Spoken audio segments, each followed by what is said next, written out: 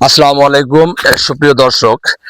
Cigarette, বিড়ি বিড়ি সিগারেটের গায়ে লেখা থাকে ধূমপান স্বাস্থ্যের জন্য ক্ষতিকর। তবুও কিন্তু আমরা বিড়ি কিংবা সিগারেট কিনে আগুন লাগিয়ে খাই। তার মানে বিড়ি বা সিগারেট আসলে সে নিজে কিন্তু জ্বলতে পারে না।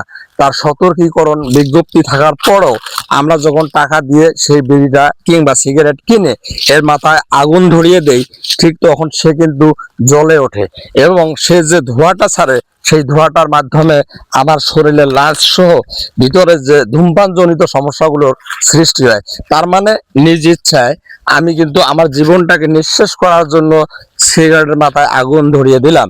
তো আসলে এখানে কি কোনো সিগারেটের দোষ আছে?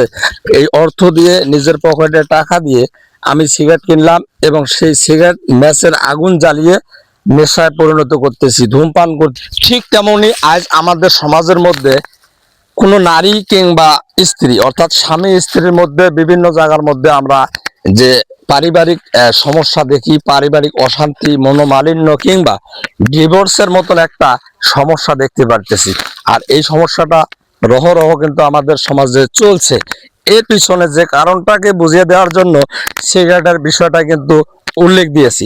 আসলে সিগারেট যেমন কখনো নিজের থেকে জ্বলতে পারে না, সিগারেট যখন কখনো নিজের থেকে জ্বলে উঠতে পারে না, তাকে আগুন ধরিয়ে দিয়ে জ্বালাইতে হয়।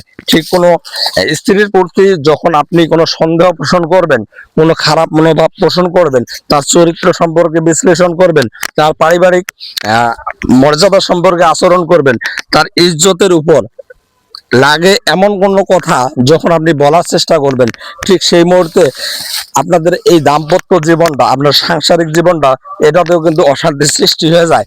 আর আমরা আসলে একটা মেয়ে মানুষকে সবসময় সন্দেহের চোখে তাকাই, সবসময় সন্দেহের মধ্যে রাখি। আসলে তার সম্পর্কে যথাযথ বিশ্লেষণ না করে, যথাযথ না জানা পর্যন্ত কারো সম্পর্কে আমাদেরকে এ ধরনের মন মানসিকতা পোষণ করা যাবে না। অর্থাৎ একটি স্ত্রী লোকের সম্পর্কে যখন আমরা কোনো কথা বলতে যাব, তার যৌক্তিক কারণ থাকতে হবে, নির্দিষ্ট প্রমাণ থাকতে হবে।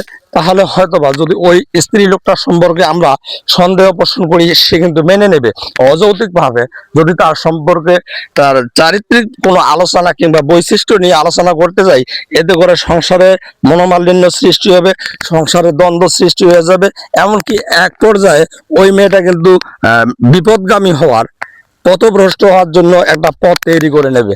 অতএব আমাদের সব সময় একটা কাজই করতে হবে, যে কাজটি আসলে ওই যে বললাম, সিগারেট সিগারেট যেমন ম্যাচ ঠুকে আগুন লাগা দিলে সে জ্বলে, আর একটি মেয়েও তেমনি তার স্বামীর কিংবা শ্বশুর শাশুড়ির কথায় কিন্তু জল